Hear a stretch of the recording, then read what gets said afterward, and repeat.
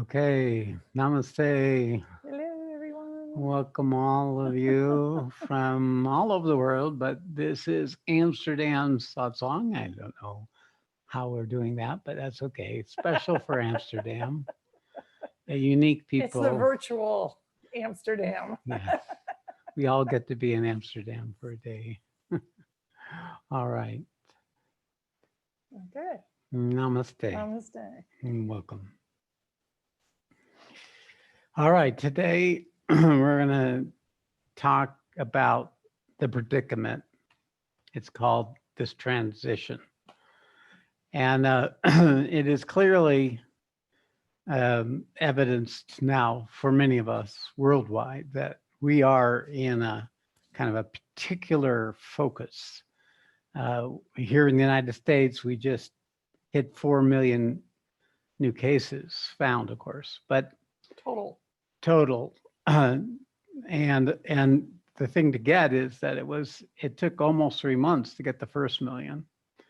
Then it took a little more than a month to get the second million, and a little less than a month to get the third million. And it just took 2 weeks to get the last million. So the United States is, the consequences of its actions are now creating a clear evidence of the opportunity and the crisis, right? It's always the peril and the possibility. So it's the peril and the purpose. So it's this bringing to focus the inherent errors that have not been able to meet the current challenge. Now, this was inevitably going to happen. And I'd like to read an extract from a book I'm reading, which I think gives us a context, a larger context. I shared this in the World Peace Meditation, so some of you have heard this before, but it's worth hearing again. It is the nature of all perils, all transitions, that our tendency of our consciousness is to get narrow, to get caught up with the immediacy of the transitional process. It'll always be a battling between the old and the new, that which is still clinging to what it's known and has worked so far, to that which is now being required or is trying to manifest itself. So it's hard to see the big picture. So I'd like to give a big picture because we are in one of those times as a species. And this has never been more clear to me than it has been this part of 2020, where obviously the challenge is before the entire world of this transition. This book is called The Precipice. It starts this way: if all goes well, human history is just beginning. 200 million years. Humanity is about 200,000 years old, but the earth will remain habitable for hundreds of millions more. Enough time for millions of future generations, enough to end disease, poverty, injustice forever, enough to create heights of flourishing unimaginable today. And if we could learn to reach out further into the cosmos, we could have more time yet, trillions of years to explore billions of worlds. Such a lifespan places present-day humanity in its earliest infancy. A vast and extraordinary adulthood remains. Our view of this potential is easily obscured. The latest issues draw our outrage, the latest tragedy, our sympathy. Time and space shrink. We forget the scale of the story in which we take part. But there are moments when we remember, when our vision shifts and our priorities realign. We see a species precariously close to self-destruction, with a future of immense promise hanging in the balance. And which way that balance tips becomes our most urgent and public concern. So he's pointing to transition. He's pointing to those moments, both in our personal lives and in our collective lives, where the old is not sufficient for the present that has arisen in preparation for a future which is yet to unfold. Now, we don't have a great record in terms of civilizations lasting, by the way. The only difference we have perhaps is that this has been worldwide and not one isolated part of the world. So that what we're seeing here is an inevitable outcome where man's power exceeds our collective wisdom. You could say that when we're connected to nature and we're in direct relationship with the consequences of action, like every day, every other day, do we have to get food? We have to harvest the weather, the consequences of living life, the wisdom and the power is pretty equal. But when man discovered its capacity to apply intelligence and to work together collaboratively, its power, its human power, the power of people, the power of humanity, started expanding into new territory from the survivalist structures of its earlier, more primitive, more intuitive, more natural wisdom. And this was always part of the plan. It was always part of the plan that humanity would go beyond nature. It was the design. We are the means by which nature can go beyond herself. So make no mistake. What humanity has been striving to do is actually its dharma, its true dharma. And its dharma is to create a new possibility out of matter than the one that nature was able to put together herself through her billions of years of evolution. So we have a role to play as a species, and there are not that many worlds where this is playing out at this moment. There may have been in the past, but they are very, very rare and hard to find and far between each other, should they exist. But the principle that's occurring here is really where the universe is working out in us, the opportunity of existence and creation itself. Now, that's the realization that came to me, and I believe that anyone who actually wakes up to their divine potential begins to get glimpses of the purposefulness of their own lives and the clear evidence of an unfolding of an inherent potential that we all carry. Now, these things are a discovery, not a finding or making or creating. It's a discovery. And if you look at science, you look at the best part of what humanity can come forward to is this ability to discover an inherent truth that we didn't know, didn't recognize, took for granted, couldn't see through large enough through the veil of our own little personal lives and our little daily issues and all our stories about ourselves. So awakening is actually always an expansion of the perspective, a shift of the paradigm of how you see and experience and hold what's arising in the moment. Now, the advantage of that is we can begin to see what's working and what's not working. We begin to recognize, hey, we can correct, we can align with the transition of any one moment. Of course, in this time, the transition is not going to be accomplished by any one or a small group of us. It's going to take the whole damn planet to collaborate in this transition. But you might say that this transitioning is an inherent in the unfolding of the opportunity of our birth, of our existence as a species.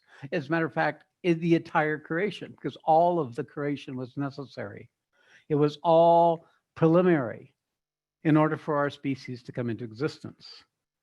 And we are discovering now how much we really are dependent on these parts of our nature, of the resources, the air, the oceans, the land, the biodiversity for our own survival. So we are wakened up, no kidding.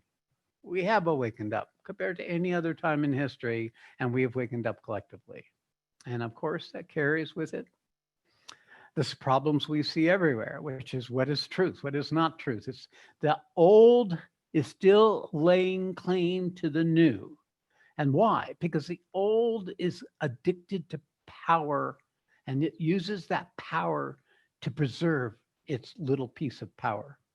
It can't imagine a greater power that serves in a greater way than its little power. So transitions are always a breaking out of the innate power of our unconscious, habitual, indoctrinated patterns that we have inherited and picked up. And we all of us carry some burden of our parents and their grandparents and of their grandparents in this struggle to come out of powerlessness, to come out of being hopelessly determined by the circumstances around you, where your freedom is defined by the resources that are in your neighborhood. It is clearly a new paradigm required in order to discover a power that's aligned with how things are. So you could say the power and the wisdom. Now, learning, if we're up here and the truth is down here, there is going to be a transition. Now, if you had made those transitions yourself, well, then there wouldn't need to be an intervention.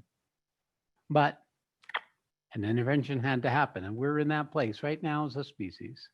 And the purpose of that intervention isn't to destroy the opportunity of the human species. No, it's to enhance our wisdom so it is closer in relationship to the power that we now carry as a species.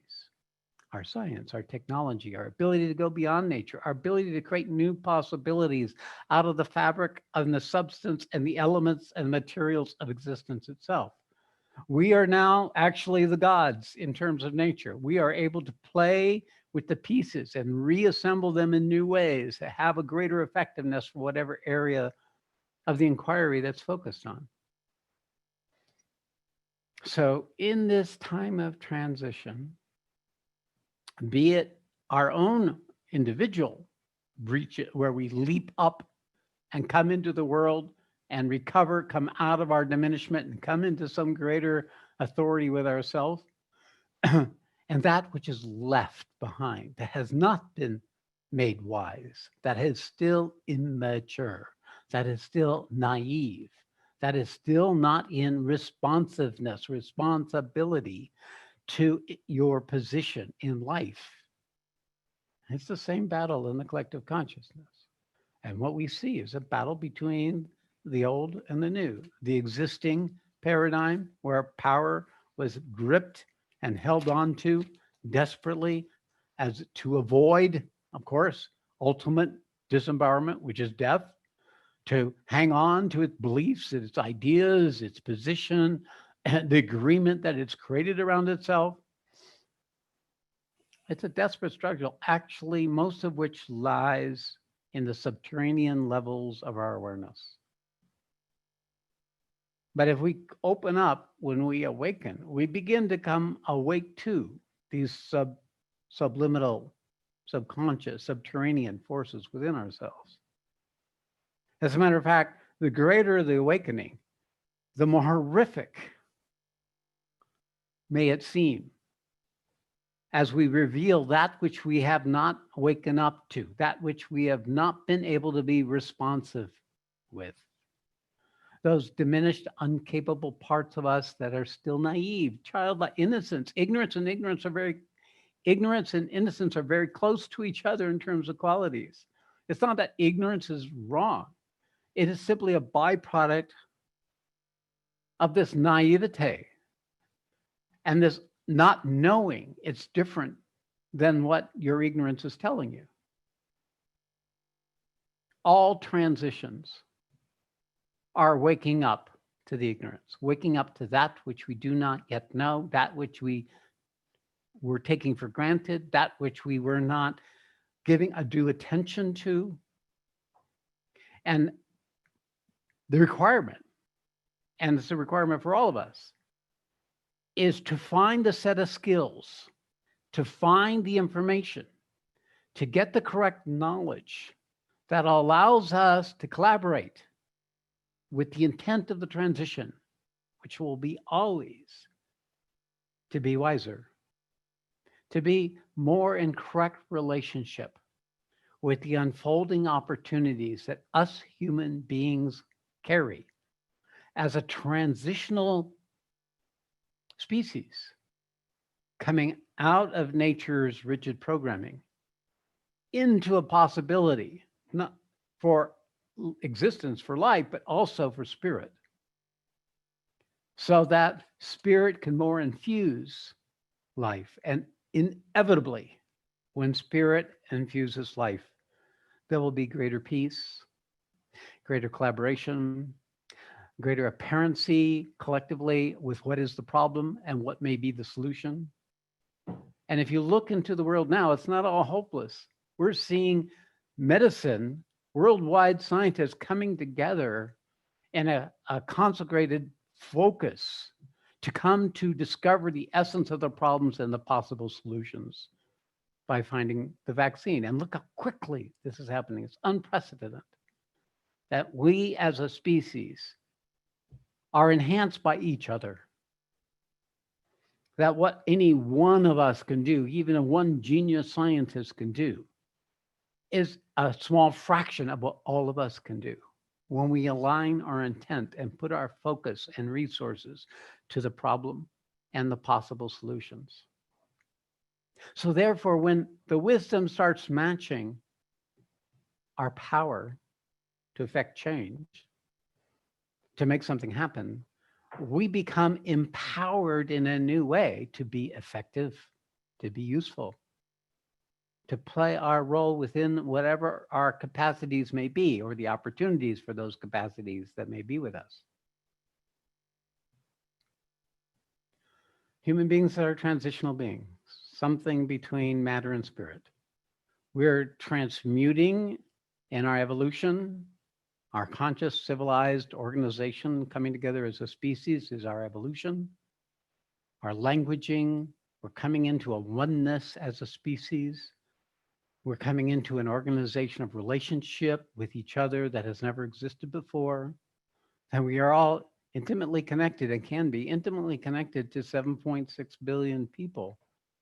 It's unimaginable in terms of this domain of what it can be possible in this creation if this species can bridge this gap of what has existed before and bring it to a new possibility. And what this author is pointing to in his book is that we can begin to see that this particular challenge is actually a step into a direction of an unimaginable unfolding of what we could do as a species in millions of generations. That this time is one of those moments that can determine if we're going to be another collapsed civilization or if we can breach that habit and find a new relationship with existence that allows for this, what the best of what we've been able to come together, gather the necessary power, necessary authority, the necessary presence to push through the habitual error and the tendency of the old to keep repeating itself endlessly.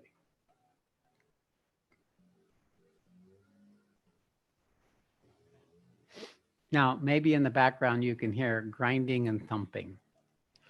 That background is because this house is now being purged all around it. Weeds are being pulled out. Trees are being moved. Dirt is being moved from here to there. Studio is being built. Yes. The studio is being built. So we are, as this teaching, this teacher, this structure that we currently have, are in the process of physical transition. So you may hear it banging on the walls here. It's right there. It's banging on your walls wherever you are. You may not hear them like you can here, but this is what's in play. This is what's already happening. And it may look, I mean, our relationship with that, how we hold that is really what we're going to talk about today, tomorrow, and on Saturday. So this principle of waking up to what is actually happening is really, you could say, the essence of what our work together is.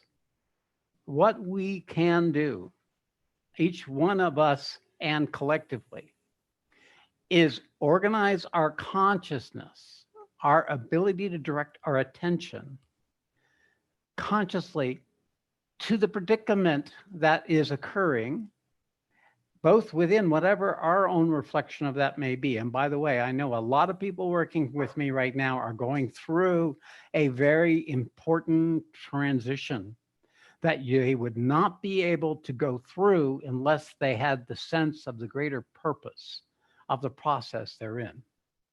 I do know that this force that's coming in is the reality itself. So it is that which awakens even when it doesn't want to be awakened. So this is going to stir up the subterranean structures that have come from the past that we each are individually carrying a piece of.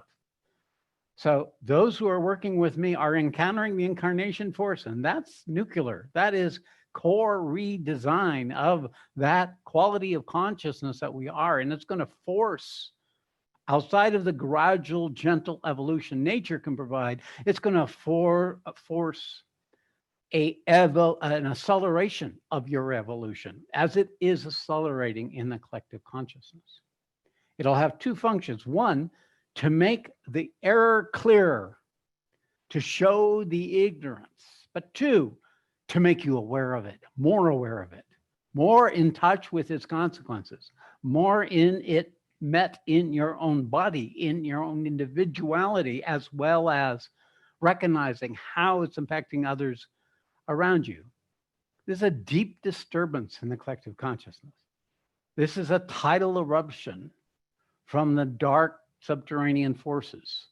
It is an eruption of the darkness. It's the eruption of the error. It's the eruption of the hubris, the arrogance, the ignorance that feeds on this endless quest of self-serving power gathering to avoid its diminishment. It's the error of the human that seeks power on the basis of powerlessness rather than power on the basis of truth. If you know who you are, if you know what you are, and if you know out of what you are, who you have a basis of truth. And power will come to you and you will discover your effectiveness in time. That truth does not need evidence. It simply acts aligned with itself, and whatever be the modality for each of you in every part of your life, you are actually bringing forward a new possibility as long as the actions are aligned with your purpose. And our purpose together is to help usher in a new paradigm, a new possibility, a new way of holding that which is arising for all of humanity that cannot get lost in the peril, that doesn't get overtaken by the crisis, but sees how it can serve coming to a resolution, to a way of being, a way of holding, a way of acting that's being asked of us during these times. I assure you it's not going to be easy. This particular, and I happen to know it's a particular astrological aspect, has happened in World War II. It happened in World War I. It has usually been worked out in the physical domain, war, violence, death. But now it's being worked out much more in the domain of consciousness, much more in the domain of our awareness. And thank God we're at that place, because then there is clearly a greater opportunity for us to be able to use the best of the old to collaborate with that which is being required and asked of us in the new.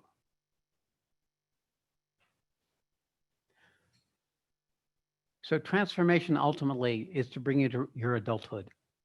You could say that the gap between power and wisdom is the immaturity. It's the undeveloped parts of us.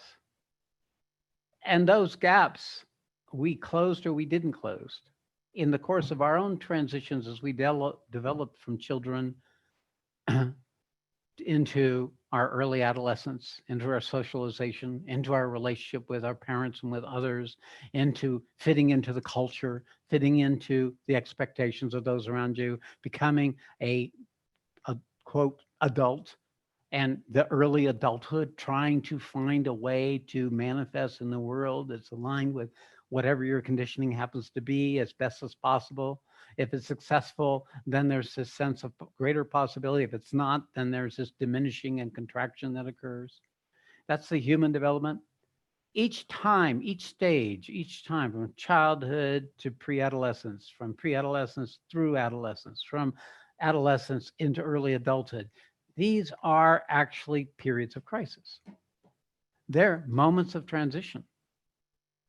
And we carry the record of our success or lack of success in making it through those transitions. And those lack of successes, those parts of ourselves we were not able to complete when that time came in our life, stay with us. And they keep diminishing our ability to meet the next transition without us knowing it, because it's still ignorance determining the limits of our maturing consciousness. So this transitional quality, when we awaken, we have an opportunity to go back and meet those undeveloped parts of ourselves. And the way we meet them is a visceral event. It's an emotional event. It hits the entire psychological body. And it will bring and it'll draw into your consciousness, your awareness into the issue. And that actually can serve if you don't let it overtake you in the ways it overtook you in your past. You could experience the quality of shame and diminishment or powerlessness or vengeance or anger or frustration, but you don't act on them. And in that way, you begin to resolve the undeveloped parts of yourself that were not able to come into their adulthood. And therefore, at that way, you heal the lost opportunity, the parts of your life unlived, and you bring you to a place in time, present time, where your capacity to be effective, to make a difference, to see what's not working, to be in responsibility for your role with how it's showing up and with what's possible and what's not possible for you to change in order for that to continue to unfold. To recognize that something else is living you, something else is motivating you, that its purpose is to resolve and heal what is left in you so that you can manifest that innate truth that you are as an instrument and channel of the same supreme force that created this creation. Now, this is an extraordinary leap for those of you who have perhaps just still dealing with getting enough money or avoiding getting sick or handling the problems of everybody around you. But the fact is, that's what we're talking about. We're talking about making this practical, making this relevant, making this something you can do and be and hold as your own individual process, but also in a context of this larger process that we all as a species are going through.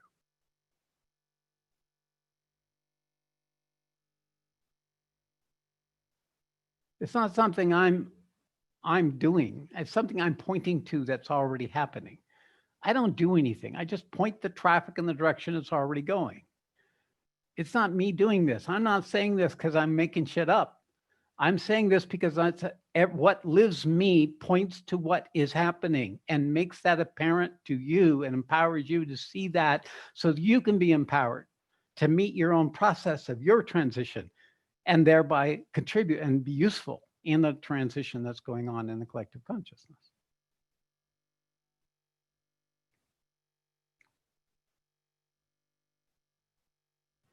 All right, well, that was a download.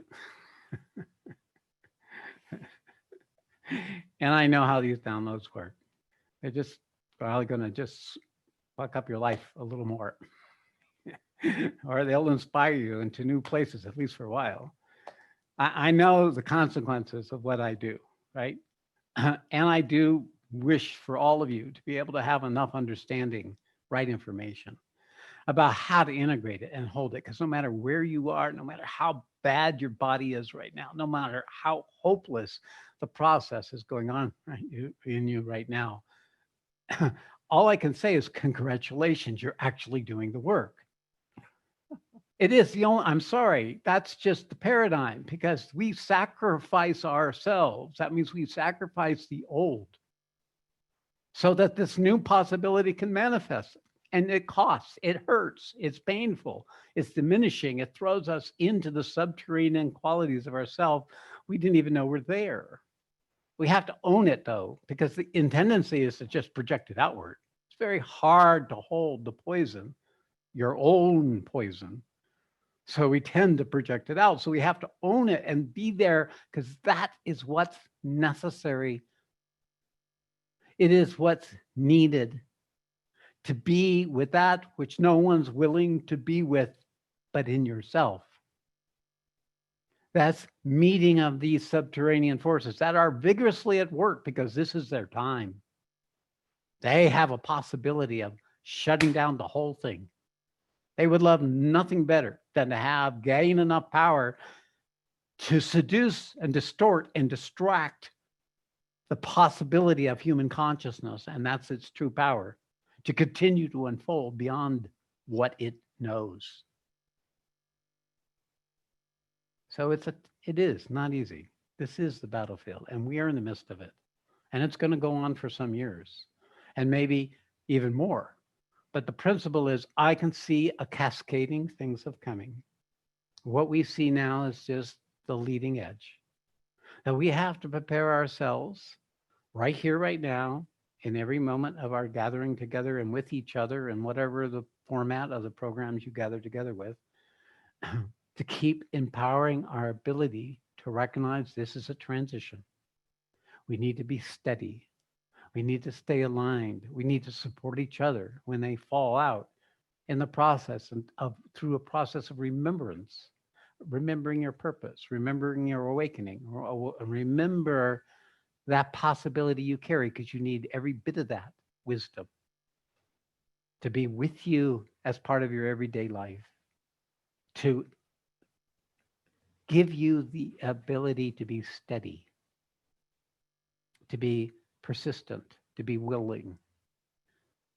There is this always process of surrendering our fears, surrendering what would kept us small, surrendering the things we didn't know how to do with before in order for something new to come forward, something yet not experienced, something yet not seen. And it'll always eventually be translated into action. So all of you who are joining me or listening to this later, you are aligning with your purpose, your transition, your role to play in this time of transition. So good for you. And what in you has you do that? Maybe you're inexorably pulled. You just have to show up. You don't want to be here, but you're here anyway. Or maybe you choose to be here. Maybe you think it's guilt, or maybe I should do this, or some sort of rule. But fact is, you're here. However you got here, congratulations. You're here. You're here now in this moment, but you're also here in the planet at this moment to hear this. To recognize the huge opportunity of all the lives you've lived. To be here fully meeting as an individual and with each other. The challenges and the tests and the demands and the insistences, the disturbances, the disruptions, the distortions that inevitably will happen for all of you, for all of us.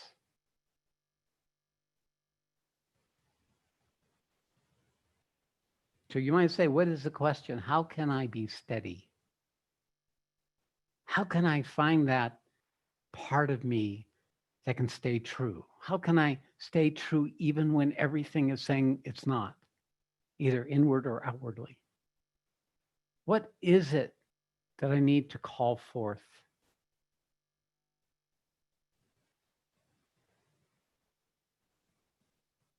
Yes, it's absolutely true that our inner silence and stillness, our empty presence, is the basis of the truth that carries the greatest authority. It is our base. The more we return to that simple, silent stillness, the more steady we are. Because that's the nature of reality, steady. It never changes. It never dies. It was never born. It's here always. And we are at our essential level that. So be clear, although I speak about the manifestation, this is the base. There is no manifestation unless these two aspects, our power and our wisdom, are aligned. And it's always aligned in that completion of our own simplicity and our silence and stillness. In itself, it's not the manifestation. No, it's not. It's just the space. It's the presence that can hold what is arising as it is, without a judgment, without a projection, without a story. And that is our steadiness. That inner reality we are, it's real because that is what never goes away. It's ultimately, in its inherent nature, unchanging. When we can find that, we are sitting with our supreme self.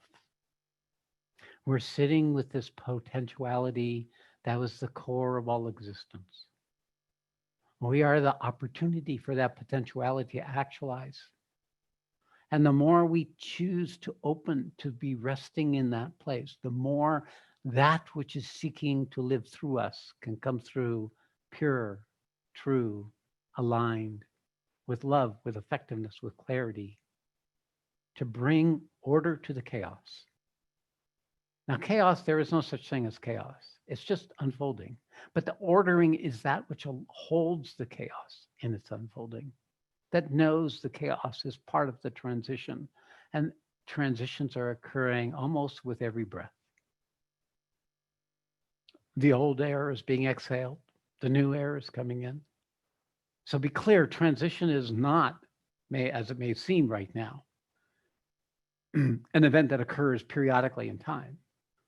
It's actually happening all the time, and those times we're not there with it, with sufficient presence, accumulate, and they create those moments of crisis. They create those moments of unworkability.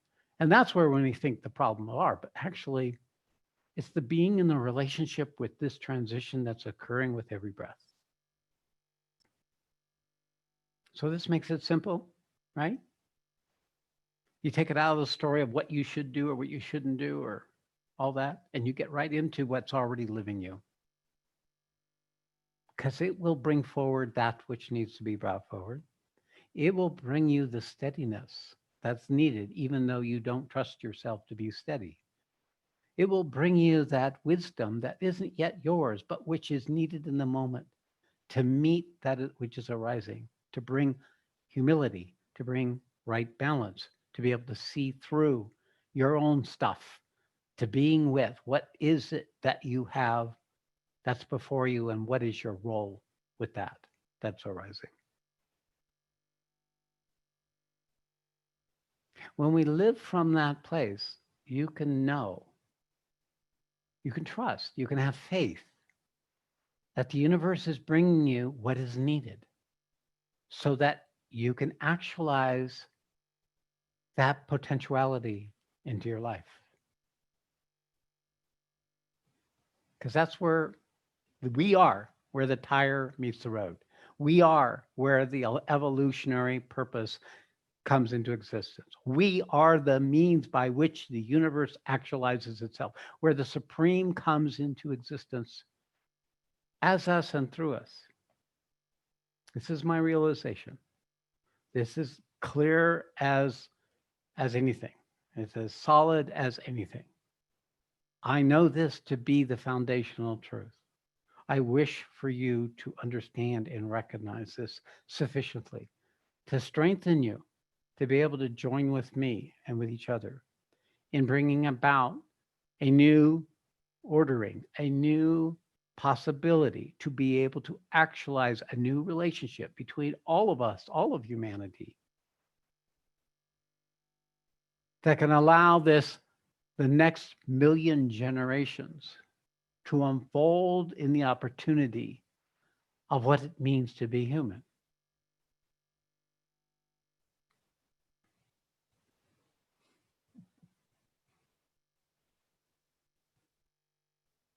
I don't know if I could be clearer than this. I don't know if I could have spoken it more plain than right now. So what I'm going to do is just back off now. Turn down the valve. Kind of let you kind of come back to yourself and like sink in what's going on. I mean, there's things I know many of you are already bringing with you, and some things you didn't know you were bringing with you. You may have an idea of what you want to talk about, and then something else will come forward. That's all going to be perfect expression of where you are with what I am pointing to and what I'm seeking to actualize with you is a new relationship with ourself and existence that allows for the unfolding of a possibility that's definitely uncertain at this moment, but with this quality of yourself that doesn't need certainty, that doesn't need trust, that doesn't need assurance, that doesn't need security, to be able to be present with that, to hold that as an unfolding of something greater. Okay, I feel clear I'm gonna have to shut up. All right, so we're gonna just open it up to all of you and for you to bring forward whatever's there for you. And we'll just take that and leap off of each one of you in whichever way it may show up.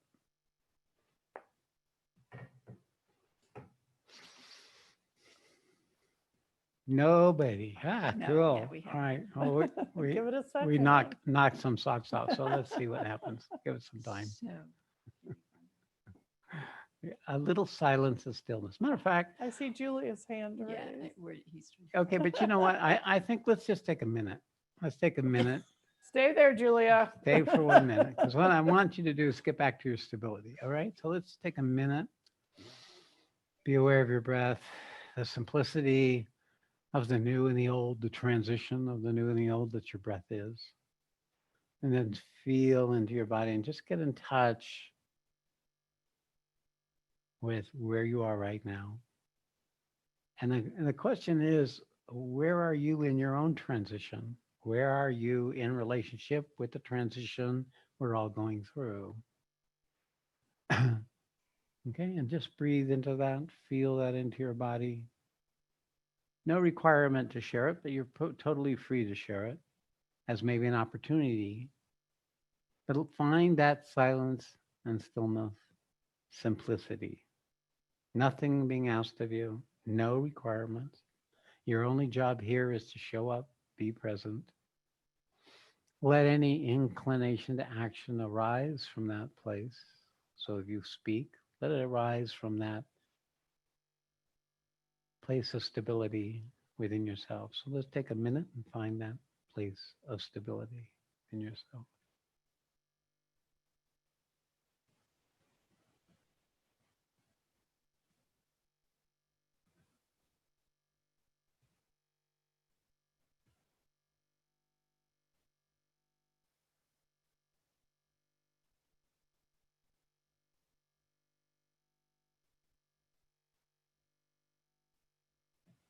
Okay. All right. So, okay. Julia, you still want to be up?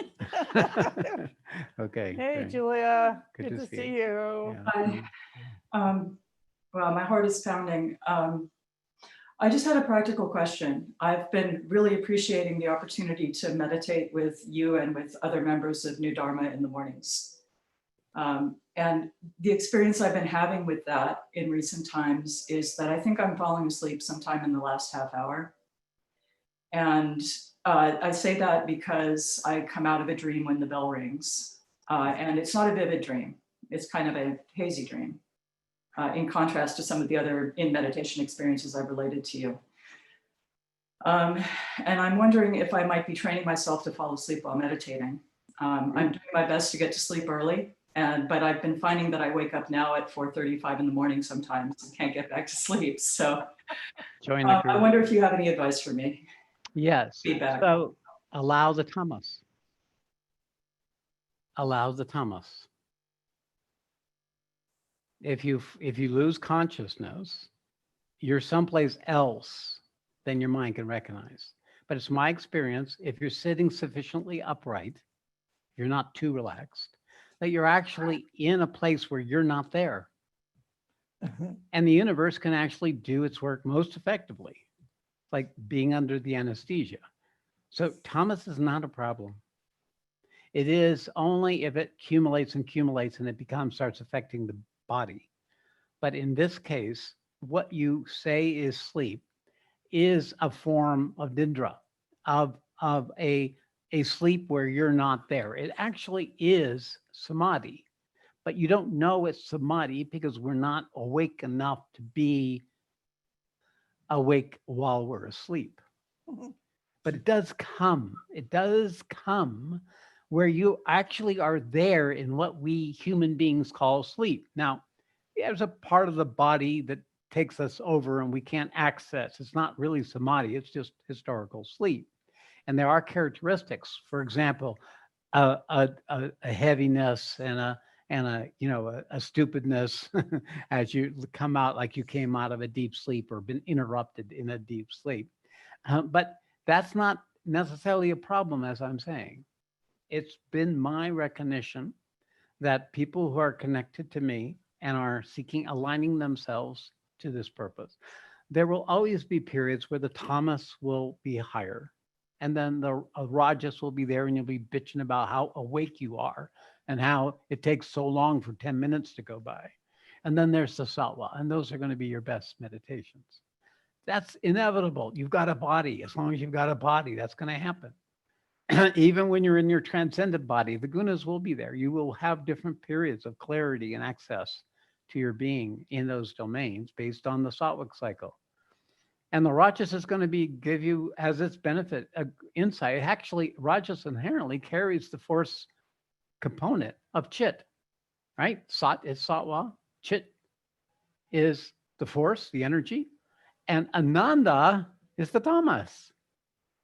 So who wouldn't want to have Ananda, right?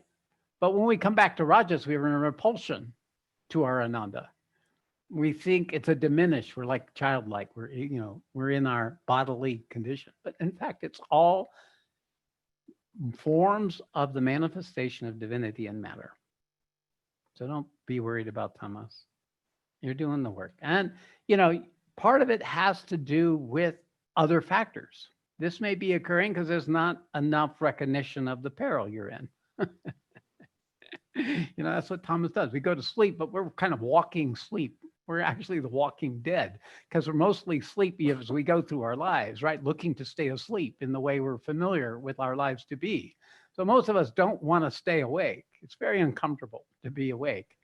So yeah, if your life has gotten complacent, yeah, you're going to have a little more tamas than not. But if it's not, then just trust that it's just, and in either case, trust that it's just one phase of the inevitable phases that go on endlessly as long as we're embodied. Well, I would say that for the majority of my waking time, I'm feeling very focused, very directed. It's just that interval in meditation I was concerned about. Thank you. Got it. Very Thanks, good. Julia. Thank you, Thank you. Julia. Next up is Anita. Anita, hello. Hey. Hello, hello. I have been on this racing horse nausea for about 6 weeks now, that it's just so huge. And you start talking about it and I feel it running up my back and down, and it's in my stomach and it's in my heart. It's like, is this what you're talking about? Yes, I am. Oh. I told you it's not about it's not about happiness. It's not about pleasure. It's not about comfort. When the universe finds you, you get to ride with the universe, and learning how to be with that is what converts that in us, which can't be with that, into it itself. And then it becomes this joyous delight. It becomes this actualizing force. But it does require you to have a channel. It does require you to have a place where what has come to you, this raging horse, you've got to give it an arena, and you will see then it's manifesting into your arena. It'll come through you. And then there will be this peace or delight or joy in being able to be in the instrument or channel. And the arena? What's the arena? Tell me what to study group. Well, before our study group on Tuesday night. And then during the group, I said, you know, all I want to do is go live in a cave right now. And now, whoa, wait a minute. There's spiders in a cave. Can't go there. But it's that sense that I want to throw down the bow and I want to go away and I want to disengage from everything and everybody and just do it. And it's. And then you go away, and then the raging horses start running you anyway, right? Yeah, right. And then you come back and I'm still here. Yeah. All right. Well, everybody has their transitional process. Everybody Right. who's in a transition goes through a process with a beginning, a middle, and an end. Right now, what you haven't yet done is resolve the transition you're in. A balance between the part of you that's still clinging to her habitual old patterns of feeling and ideas of how it should be, and that which is being offered as the new possibility, so that this force can find an avenue to actualize itself. Because it will be merciless if you don't. It gets very difficult when you don't manifest. It's already When it- merciless. That's right. And what it does is it kills off everything in you that's still resisting. You'll keep throwing yourself into what you're calling dejection, because that's what it is. The shame, the power. I want to run back into the woods. I don't want to have to face this battle for one more day. And that's the part of us that's not been able to be steady. So it's always good, Anita, to return to the foundation of your purpose. Because you're kind of like between a rock and a hard place, right? Your heart has linked you to me in this work, but your personhood is still growing up into what that may mean. And it is because of the times, it's an accelerant, and accelerations never feel comfortable, never feel good. They don't feel right. They feel something's wrong. The inclination is to try to fix it, so it's not so uncomfortable. That's part of the transition. So how do you be steady? Well, you be steady with where you are. You just hold it as what's arising.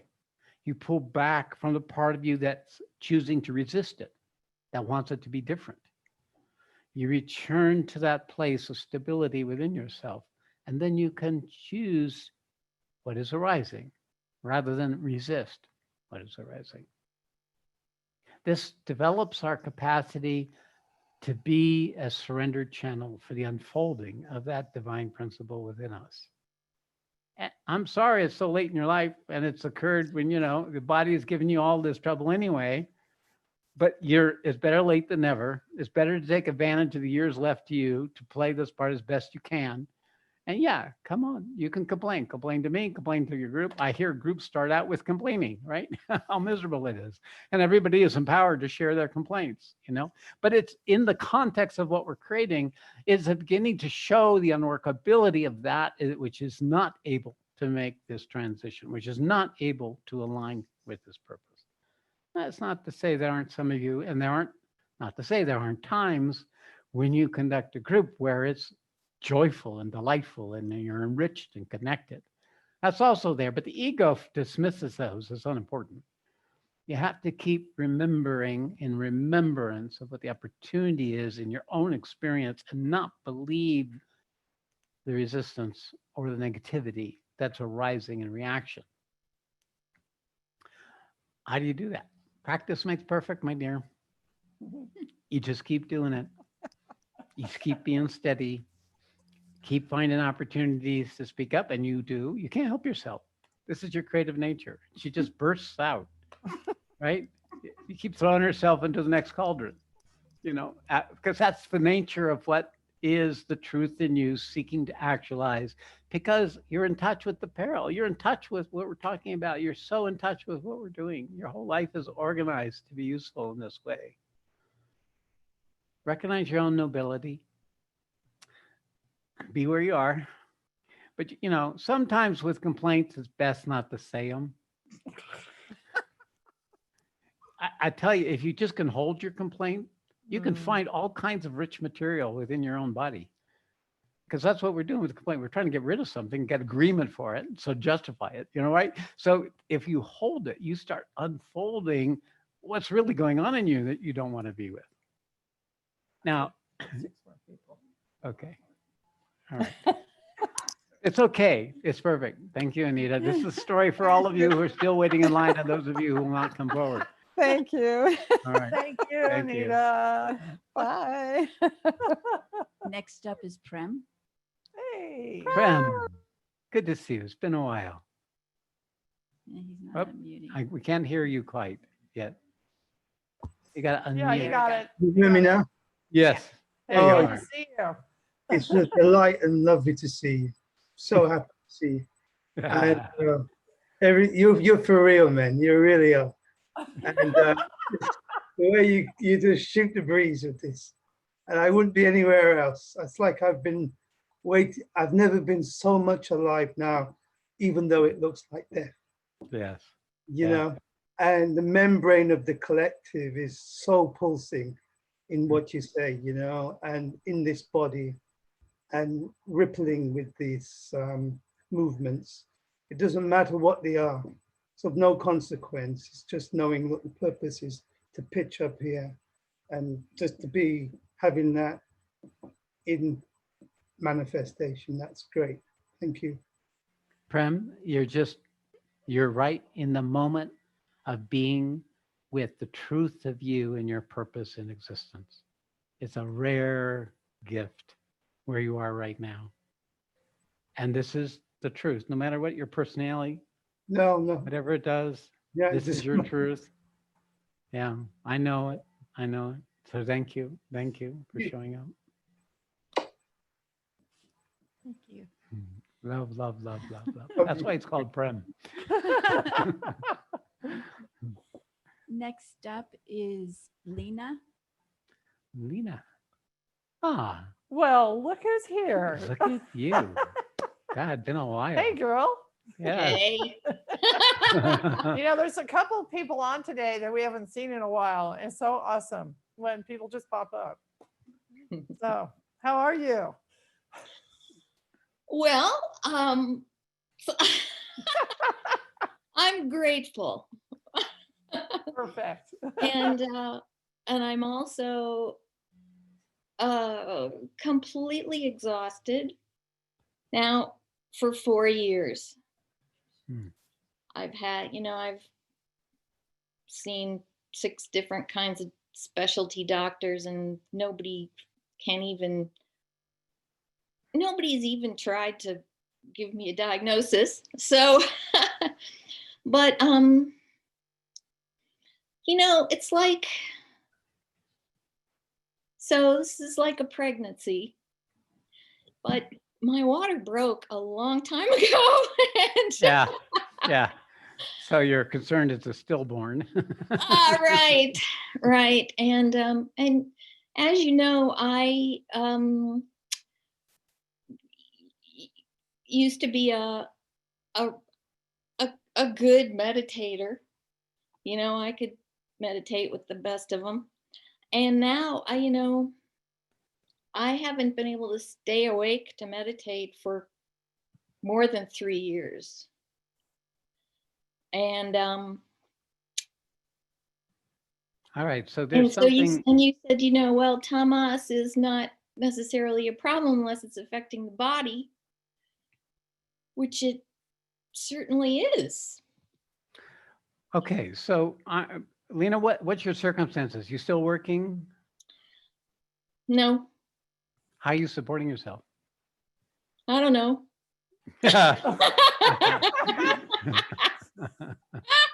All right. Savings. Okay. I got it. Yeah. So I you're don't- not really you know, supporting that's- yourself. I had to stop working. I wouldn't have, because I can't really pull it off, long term. Okay. So I think. what's happened is there's a force bigger than you can hold in your body trying to manifest in you. It needs an outlet. You need to be able to be engaged in others where this force can come through. That's why I was wondering if you were doing your work, because you need an outlet. The nature of this force is it can be poisonous if it isn't allowed to move, and it will likely get you stuck in the transition unnecessarily. Well, can I add that I was working part-time until the beginning of March. Just coincidentally, that's when Yeah. I finally stopped. But yeah, that's all I was able to do was work part-time, and then I didn't have any other life. Because I need to be horizontal like 20 hours a day. Well, That well, hasn't changed since I yeah. stopped working. It does. Yeah, I don't got it. have any more energy than I did Yeah. before when I was working. Okay, so notice your energy right now. Well, there's an underlying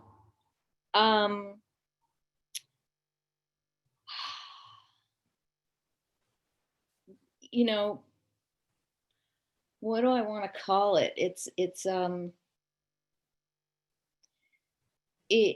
can manifest as temporary ability to do stuff like this, especially when I'm nervous like I am now. And it can manifest as this kind of sexual energy that's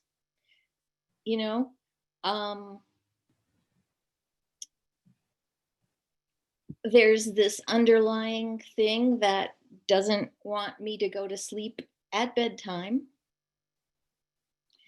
Yeah. Okay, so I'm going to suggest that this is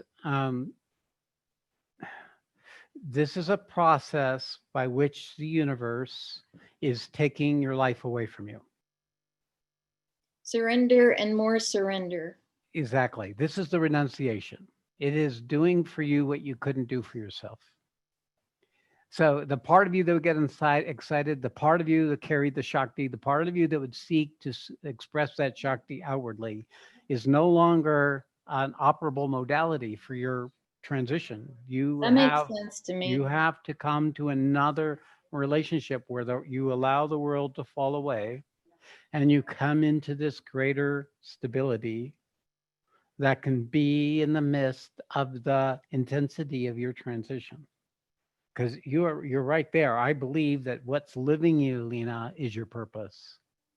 And I've known that purpose with you all along. And it just got its own interim ways of expressing itself, but those are no longer sufficient.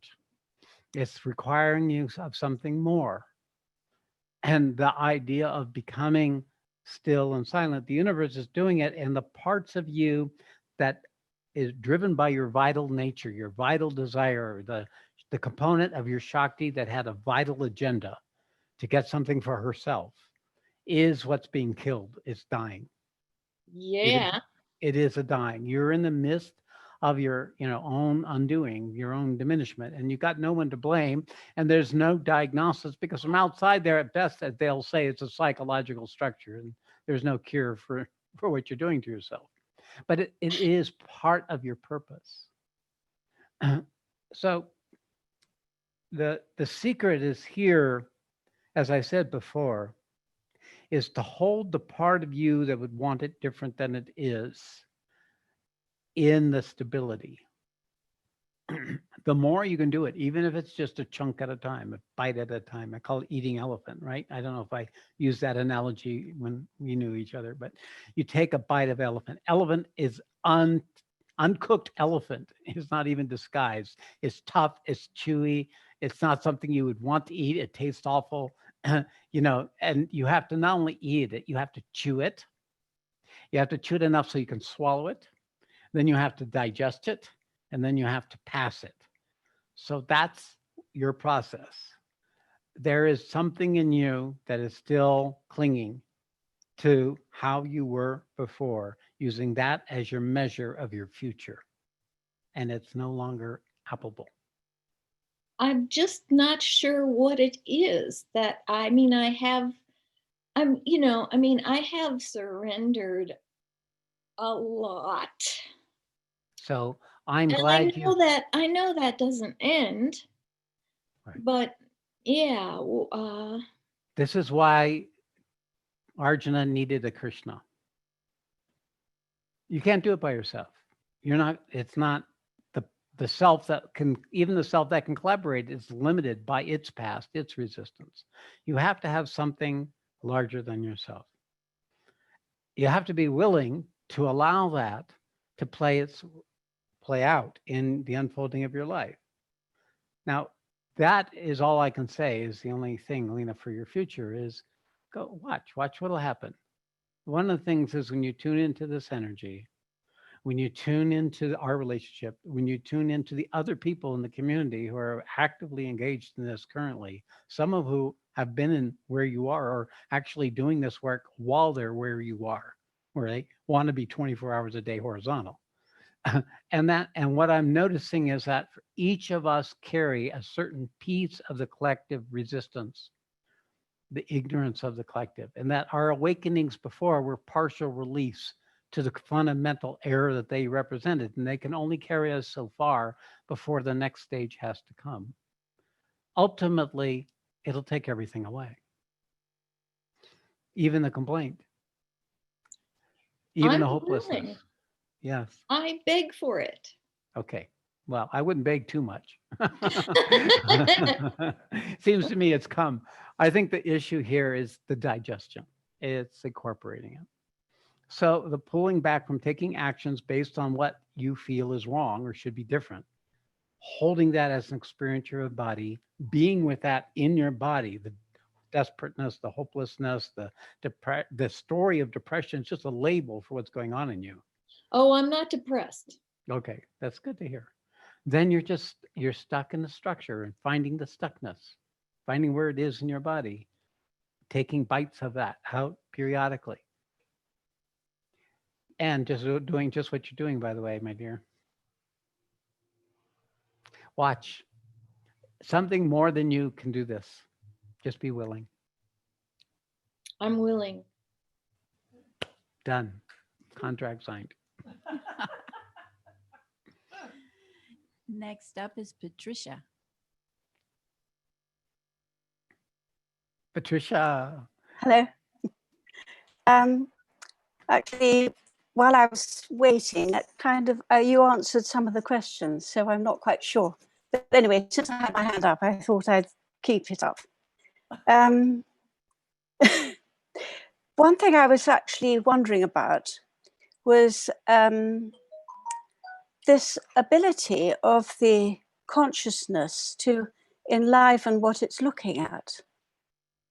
And for example, it can enliven the most desperately awful things. That's right. And so when it really gets to a point where I really don't want to carry on looking and it's frightening, I reverse the process so that the consciousness returns back to the light itself. Okay, that's what to do. That is correct. That's resourcing. That's drawing on that inner stability within yourself so that Yes. you can recover your ability to be with that which was overtaking you. But that's the Yeah. purpose, not to hide out in the stability and the light and the truth that you have, but to use it to empower to meet the frightening thing, the thing that's disturbing, the things that it's affecting you. As a means of triation. So you basically go from the resource into the content and from the content to the resource, and in the process, bring the two together, right? Because the idea of attention isn't sufficient.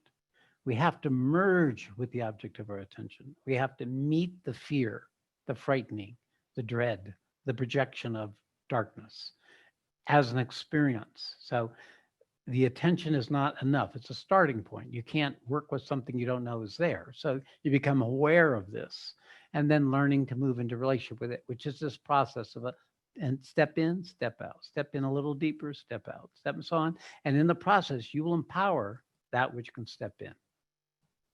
So that is the way you can meet the resistance and the obscurity that's deeply embedded. in our subterranean structures. The sound keeps going funny. So Yeah, here. turn off the video. Patricia, turn off the video. She froze. Hey. Well, like a whole new person. Can you hear me? Speak up. She can't. Okay, so it looks like we've lost Patricia's signal. So let's move on. Thank you, Patricia. Namaste. If you can hear me or not. Next up is Jen. Ah, welcome. Hi. Oh, thank you so much for this. This is so incredible.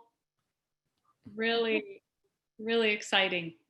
Good. Jen, have you been on before? No, I just listened a Hey, welcome. lot. So yeah. How did you hear about Sawtree? First it was through Christa Ray and Lawrence. Yes. Yeah, so I've been working with them, and I've been feeling connection with you for a long time. All right. And it's, you know, it's been a while since I was ready to actually, you know, see you in a live kind of a way. So thank Very you. good. Well, welcome. This Yes. is great. Yeah. Are you also in the Boulder area, or where are you? I'm in Olympia, Washington. Oh. Oh, Yeah. nice. Okay. Well, Philip is also in Olympia, so Yes. very Hi, cool. Phil. Yay. Yeah. I am so relieved to hear you talk about this space. There's been like this little game I've played with myself about the no self, the self, the no self. And there's such relief in the no self. And to hear you talk about that potentiality there, it's like I keep watching the self going into this reactivity, and I'm an observer, and it's funny and all that, but it's so annoying that I seem to have no control. That's you right. know, still, even though I'm witnessing it. And That's right. So I just addressed that. And just addressed, right? You have to become intimate. You have to merge with that part of yourself. And for a moment, becoming it is how you shift it, not by just making it, you know, why am I doing such a stupid thing? Because this is where we integrate our awareness with our experience, our embodied experience. And that's where all this stuff, why it keeps perpetuating, even though you have the awareness, it keeps rising up and preventing the awareness to becoming a stable presence for actualizing the possibility of your life. This is where transformation happens. We stay in the no self, we're in the awareness, but nothing can transform in the awareness only. It can only transform when we're in the embodied experience of the subterranean structures that are still shaping our reality. And that's transformation. So welcome to your future, my dear. If you hang out long enough, you may regret this moment. But the awareness is a refuge. This is what Arjuna was seeking in the woods, right? But the real work is in the battle. And the battle is making it, meeting it as a reality of its own, because these things have a reality for us human beings that the awareness doesn't want to address, doesn't know how to address by itself. It has to become embodied. So there's your future, my dear. Okay, so the merging is not a problem. Okay. But it's going to feel, merging is going to feel, you're going to become, in the moment of merging, that part of yourself that still carries that reactivity, that structure, that positionality, that fear, that shame, that diminishment, you become it. So that's the merge. It's not the going into oneness, because you've got the oneness. That oneness exists in the awareness, but the embodiment of that oneness, that's the challenge. And that is what dissolves the pattern. It weakens it at a fundamental structure in the body where its roots are entrenched. it pulls up the roots. You may still have the inclination, but it doesn't have the roots there anymore. So what weakens it? It is the quality of the wholeness of you, the person and the awareness, the ego and the divinity, the human and the divinity meeting in that particular structure and feeling the consequences, feeling the price, feeling how it's limited and bound you and shaped what's possible, your fears and your strategies for avoiding and controlling your life. You meet, it reveals its nature in a way that even your aware human self can see its basis.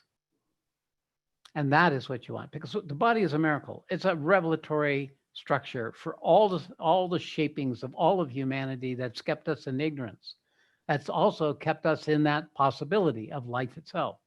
So this secondary, the life itself, will come more and more where we meet the limitation of the ignorance, of the resistance, of the part of us that didn't develop at the stage that it needed to develop.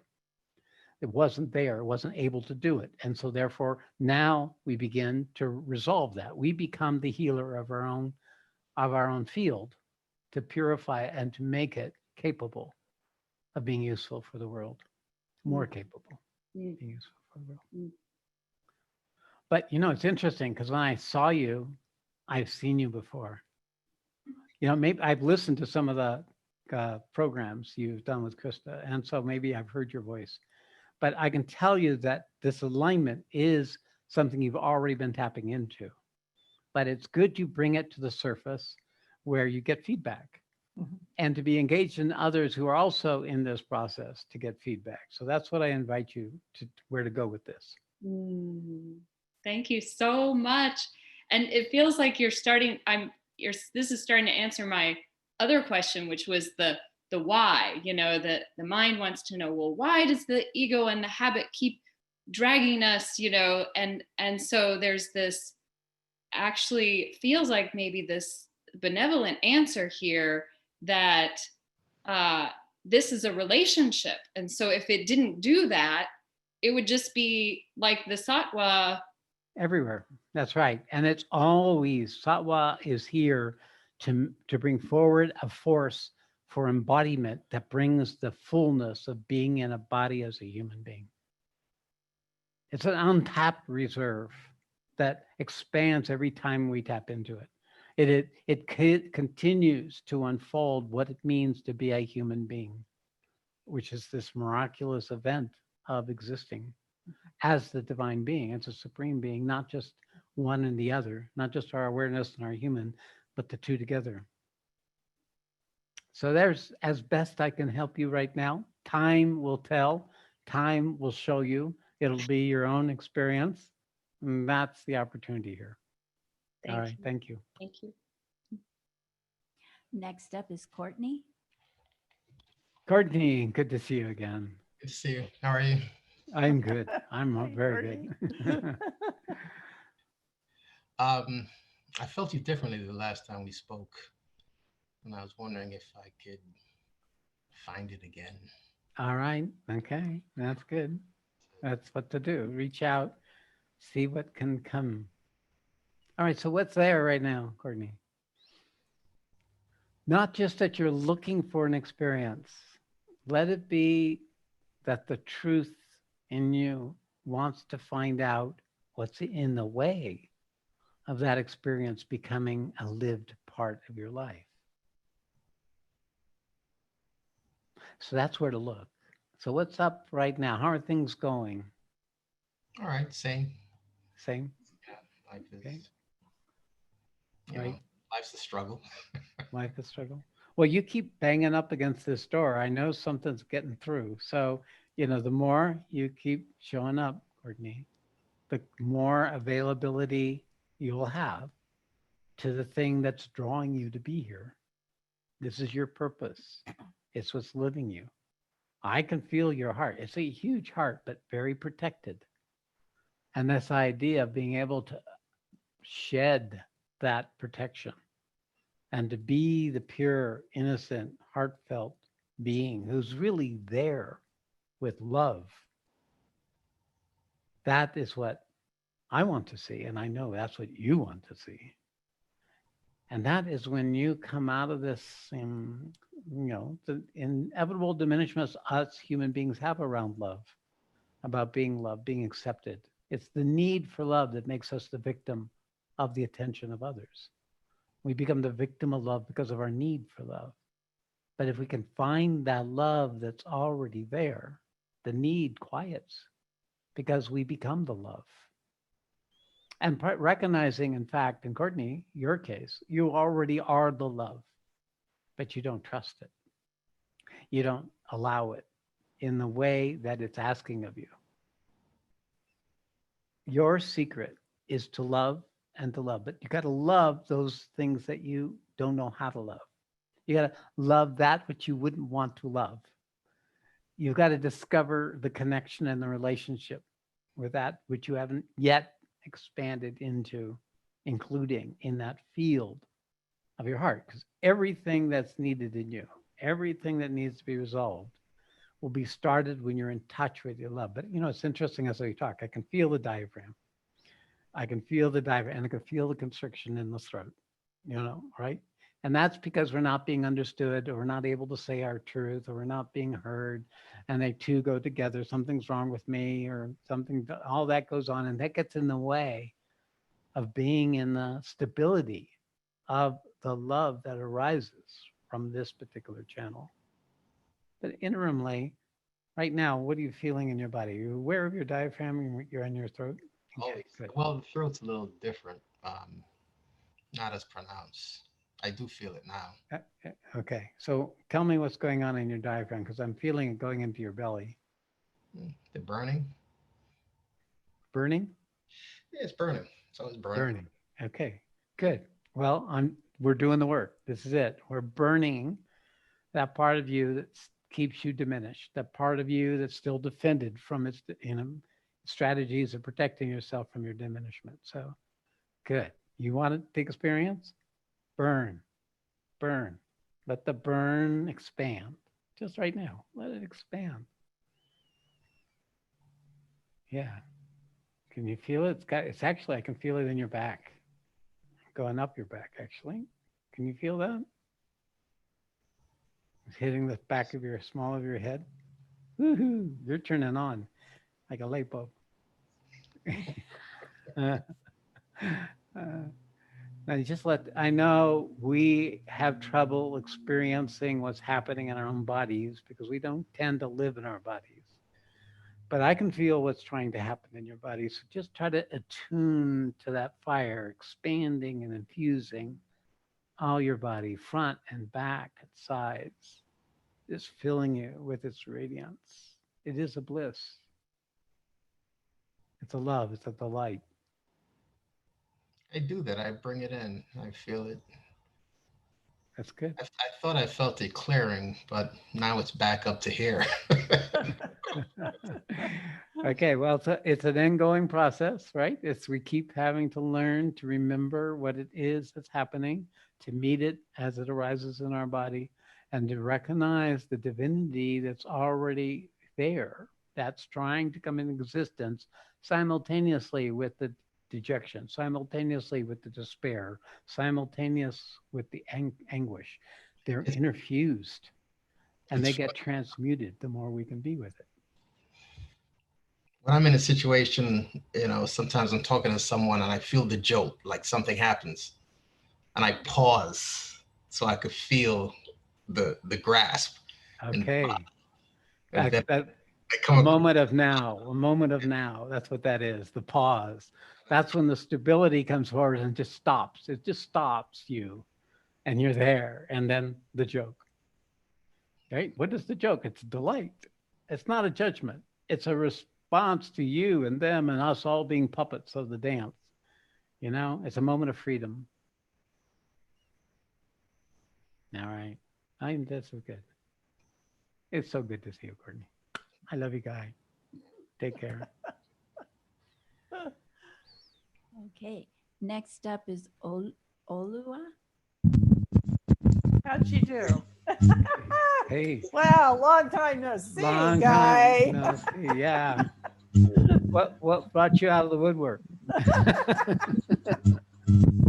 Ah, I just wanted to thank you so much. We've got some background noise.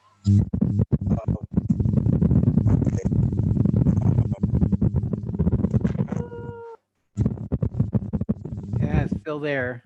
Okay, let me carry it. All right, you.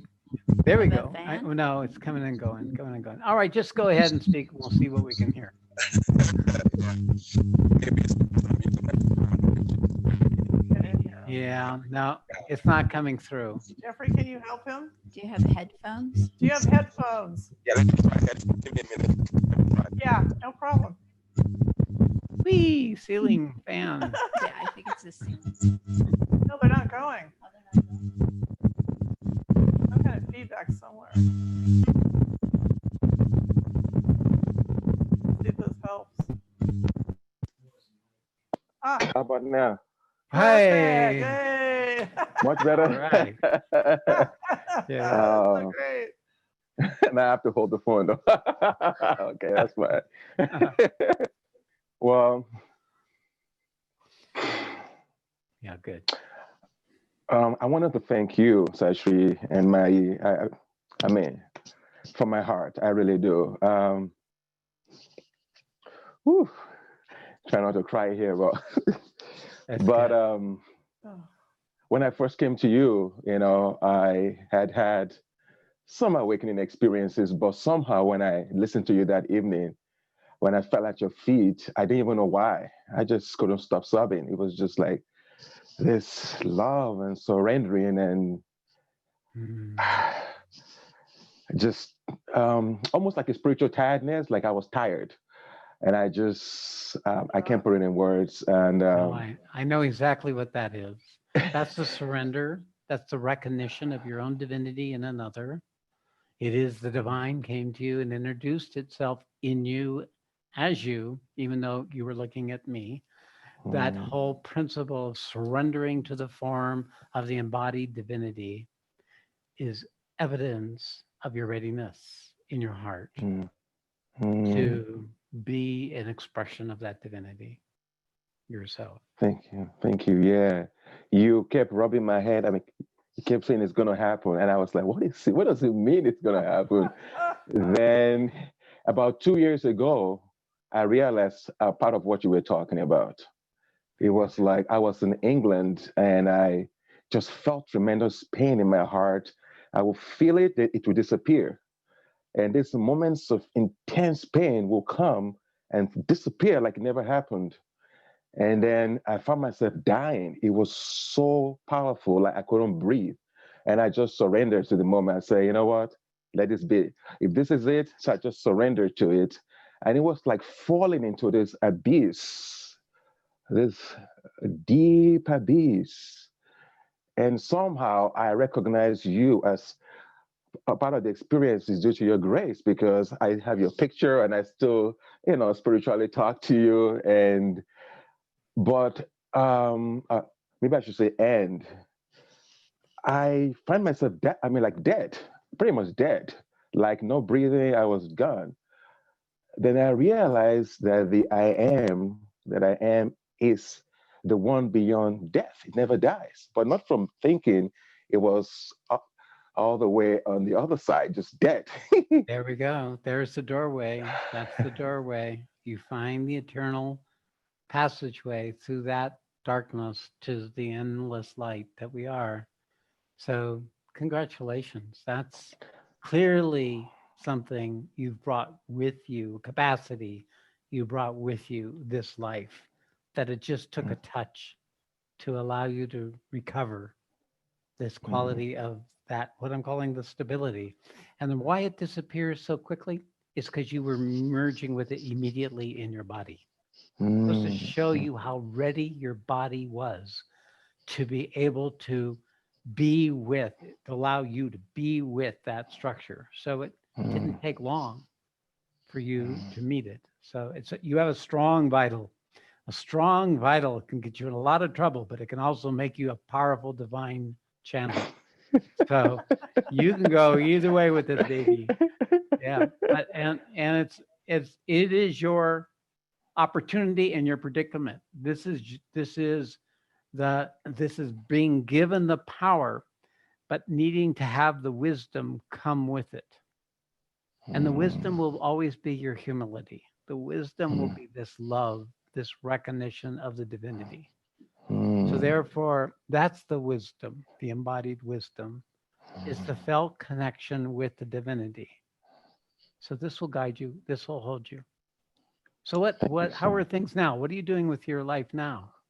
Well, after that experience, it was almost like, it feels to me, and you can correct me if it's not, it feels like the higher self came into my body. That's what it feels like. It's now embodied.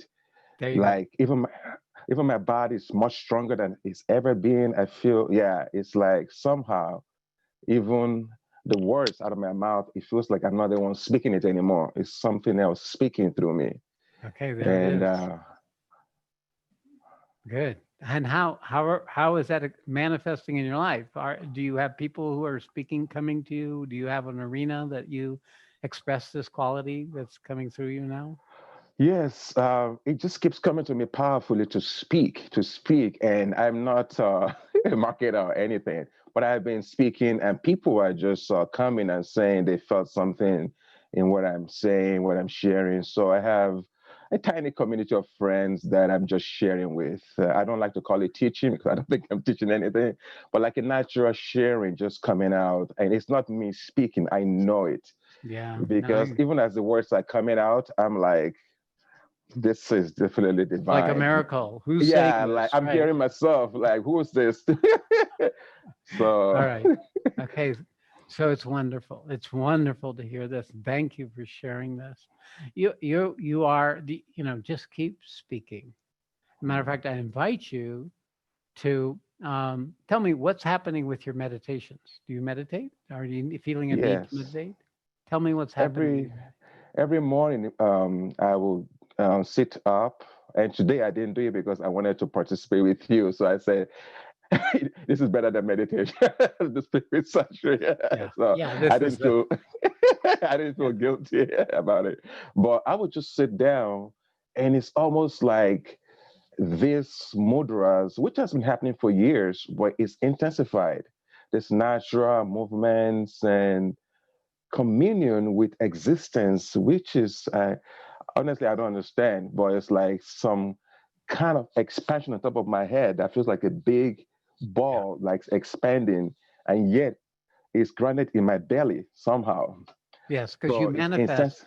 The belly is the resolution of the forces from below and the force above. So this is the supreme.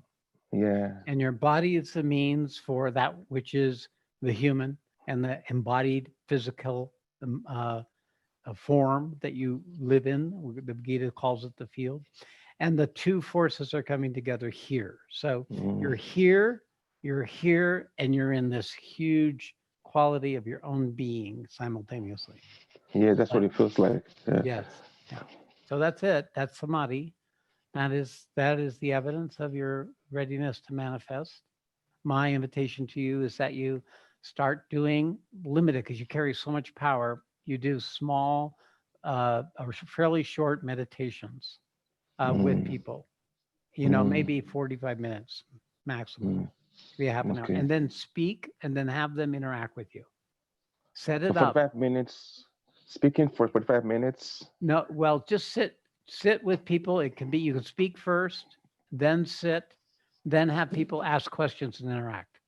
You're going to start doing for them what I did for you. Okay. Okay. It's all your grace, Sawtree. It's your grace. It's the same grace that lives me is living you. So that's all I want to tell you is I'm so happy that you are this ready. And maybe what you can do is email me more information about your circumstances. Just send an email to newdharma@gmail about your work, your living situation, and so on and so forth. And I can give you more specific suggestions for what to do with where you are. Oh, I would love that, Sawtree. I would love that so much. I would love it too. Thank you so much. Thank you. I really appreciate you. So in the meantime, sit for 45 minutes in meditation with people. and Yes. then talk and then have them respond. Okay. Just as you see me do it. Now, I don't do much meditation because everybody gets disassociated. So I don't meditate as long with people. So you have to watch. You don't want to sit with them so long that they lose access to their issues or what's coming up. So that's like not for you. When you're really transmitting, you want to maybe limit it to a shorter period of time. 45 minutes would be the maximum. So maybe 10 minutes or 15 minutes would be better. Okay. You're a strong vital channel. That's why you feel so strong. The vital channels are the ones the universe is looking for because they can endure the process that they set in motion. And so therefore you have a great possibility that assists me in shifting the collective consciousness. So that's that will the be done. invitation. Yeah, very good. That will be done. Thank you. Thank you. Thank you so much. Thank you. Love you so much. I appreciate you, Mayi. Thank you so much. Thank you. Thank you so much. I love and appreciate you too. Thank you. Just lovely to see you back. Are you still in the Bay Area or where are you? Yes. I'm in the Bay Area again. Yeah. Okay. Glad Yeah. you're home. Okay. Okay. Thank you so much. Thank you. Bye-bye. Blessings. Thank you so much. I appreciate you, Bhagwan Sawtree. Thank you. Thank you. Oops, I muted him, sorry. Okay, next up is Patricia. Hello. Hello. Hi, Patrice. I'm glad you made it on. Yes, thank you. This is my first time speaking up, and I just want to express my gratitude in that I feel like I'm in the company of roaring lions. And all right, you want to join the pack, huh? I'm part of the pack, Sawtree. I All really right. feel like I'm part of the pack. I feel like as a child, I was aware of the divine, and at 19 read Autobiography of Yogi and wept. And now at 65, I'm so appreciating your message, the strength of your message, and its resonance with me in my purpose for being. And perfect. Thank you. Thank you. Perfect. All right. Welcome. Thank you for showing up. Patrice. Thank you. Namaste. Thank you. All right. The warriors are coming. Next up is the warriors Joan. and the warriors. All right, Joan. Hello. Joan, namaste. Good to see you. Oh, namaste.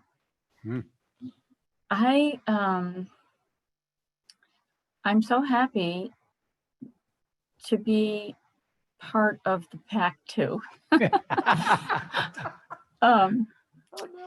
And I feel such joy around it, and I haven't.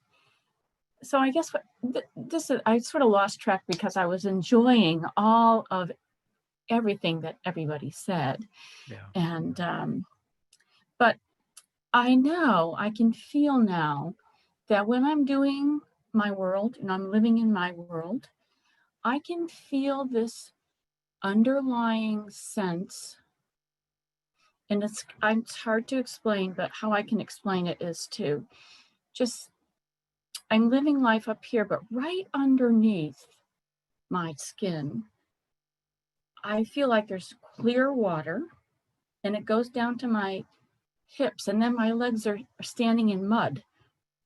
It's the weirdest feeling. And then when I walk, kind of stirs up the mud, and then all these questions come up, like, am I aligning? What is the truth? And just like split seconds of these questions coming up. It's revelatory. You're in a revelatory state. This is your lower chakra opening up. First, earth, mud. Second, water. And you have a very developed awareness. So now what's happening is your human embodiment is waking up to start matching your spiritual awareness. So when it starts showing up, this part of you, your awareness, can experience what it is, what you're calling questions. It's really revelations of a way of seeing and experiencing that's new for you. where the body is the source of the information, where the central physical embodiment, and then the fire will come. It'll come to the third. You watch, and then it'll come to the heart, and the two will come together. So it's evidence, Joan, that what you've been looking for this life is trying to happen. It is such a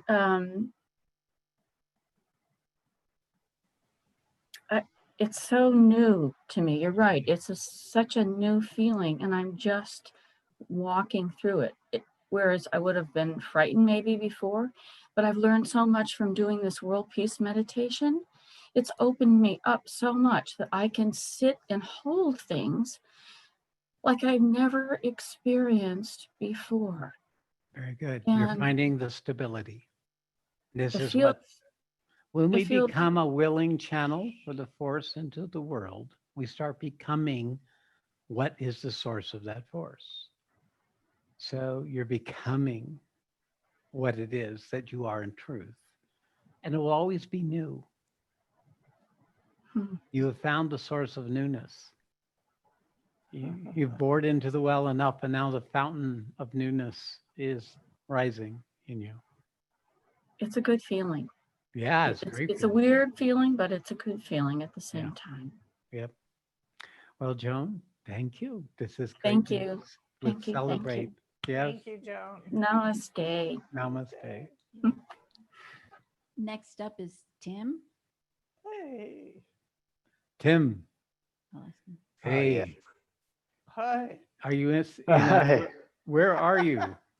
With my parents, actually. Oh, okay. Got it.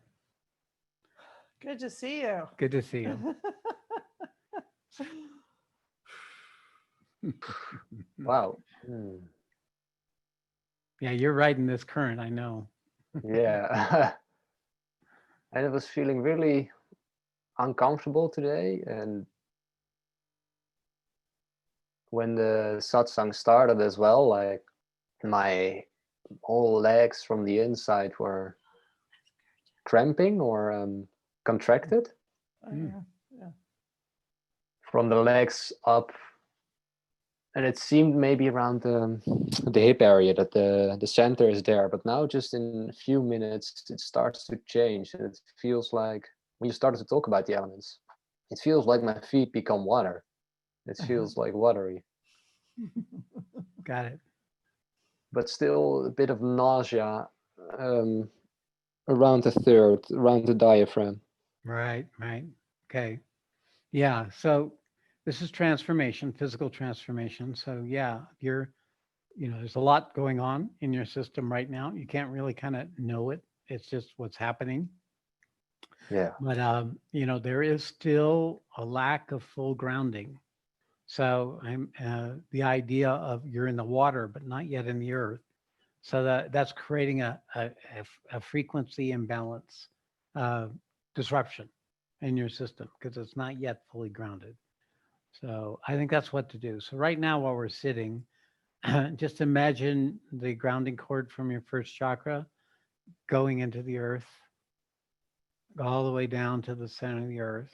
I'm taking this energy that you've got and sending it down to the center of the earth, seeking to connect to the world mother, to your umbilical, to the world mother.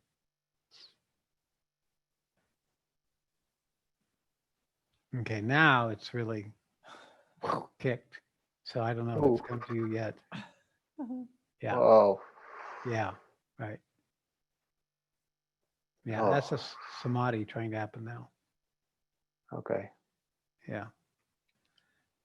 Use that umbilical, Tim, as a way of kind of resolving these sort of disruptions. They're temporary, but this is the way to take advantage of them. You just got to be fully grounded in that connection to the earth. Okay. All right. Very good. Okay. Thank you. Thank you so much. I'm melting. Maybe ungrounded, but melting. Oh, well, actually, the grounding completed the circuit, and that's doing the melting. So that's what happened. All right, Tim. Ooh. Good to see you. Likewise. Thank you so much, the two of you. Do we have anyone else?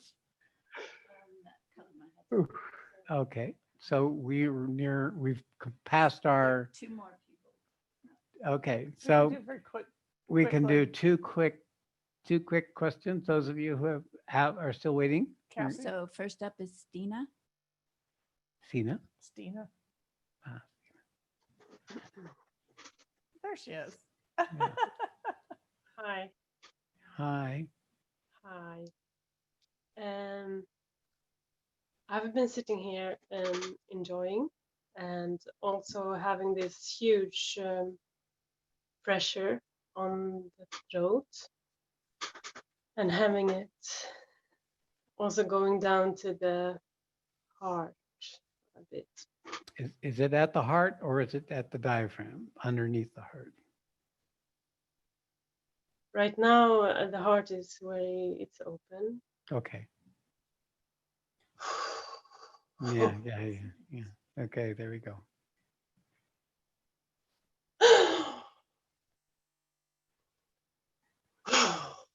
Yeah, you're just letting it in.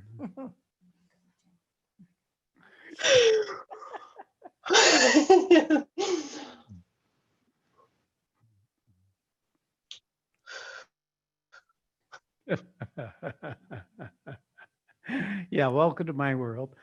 Yes, so it's very, very wonderful what's happening right now. I want you to also become aware of your belly while this is going on too, okay? Can you do Yes. that? Yeah. Okay, and let the heart be expanded, but you also want it to let it go down into your body, into your belly, into your lower belly, into your genitals, into your first chakra. You want to see if you can direct this energy into your whole body, like turn on the whole body. All the way into your legs. Let it go all the way into your whole body. Yes, see, there you go. See, you're managing it. Instead of just getting overwhelmed by the current, you're directing it into the vehicle. And you're allowing it to come into existence.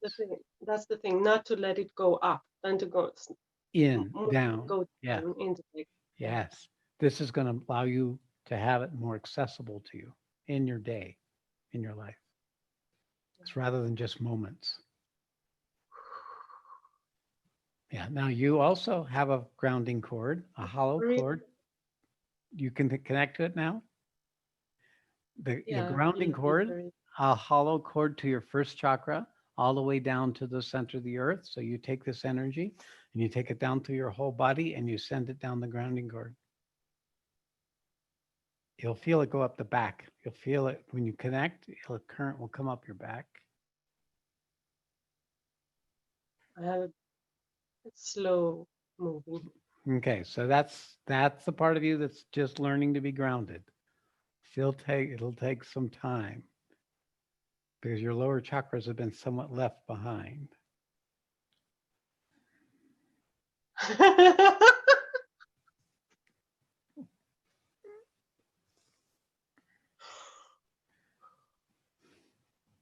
One part of me wanted to reject that. That's right. No, let it go. Don't reject it. There's the part of us that we don't know how to be with, therefore we don't know to trust.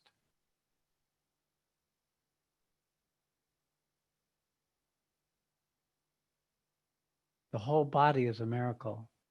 It includes all sensation, all experience, all love, all knowing. You're doing good. All right, my dear, we're just going to have to leave you in your predicament. You are in your transition. So that's perfect. Good to see you. Namaste. So next up is Sakini.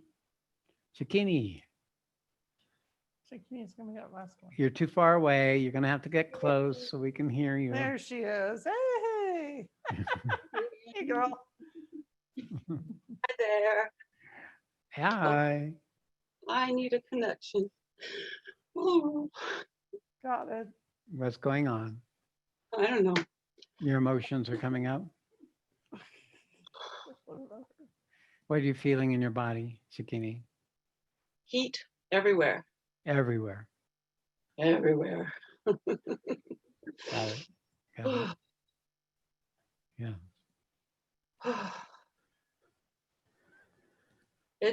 I don't know. It feels like my raw just wants to jump out and not stay in the transition.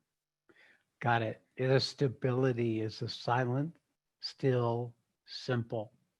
You have to keep working on that silent, still, simple to pull your attention back from the outer life and all its delights and all its joys and pull it in so you're there in the simple breath, the simple presence. This is the foundation of all the joy.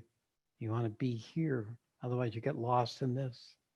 So you want to bring a stability into your body, into your physical embodiment, the stillness, the silence, the simplicity, here now.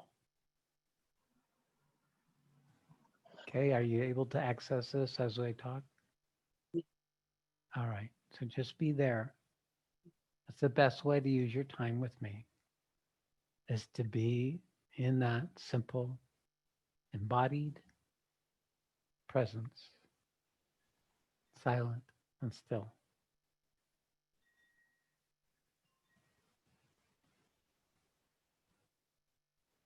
I was going to start doing groups again, and I didn't know if it was time yet. As long as it's a silent and stillness sitting, it'll support you. So not do the Gita studies? Yeah, do the silent meditations. You can have speaking a little at the beginning, a silent meditation, and then questions and answers afterwards. Okay. Okay, my dear. Just do it. You'll see. But do it from this place. Namaste. Namaste. Okay. All right, there we go. There is today's Amsterdam Satsang, wherever you are. Thank you, Amsterdam. So it's a great blessing. This was a wonderful sign of this transitional period we're in and what we're trying to bring forward. The evidence in all of you and all of your sharings. I'm sure we've all been enriched by everyone who's come forward. So thank you. Thank you for your attention. Thank you for your participation. And thank you for your collaboration, wittingly or unwittingly, with the unfolding of this work.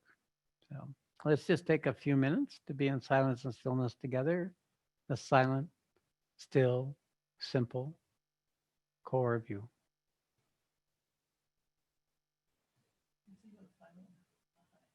Yeah, even silent outside. So just do 5 minutes.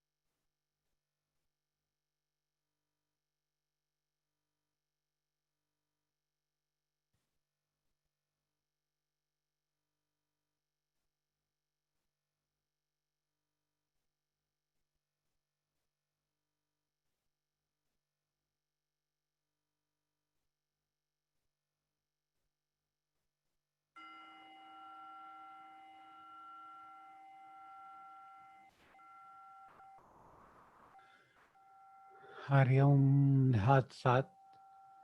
Hari Om Tat Sat. Hari Om Tat Sawtree.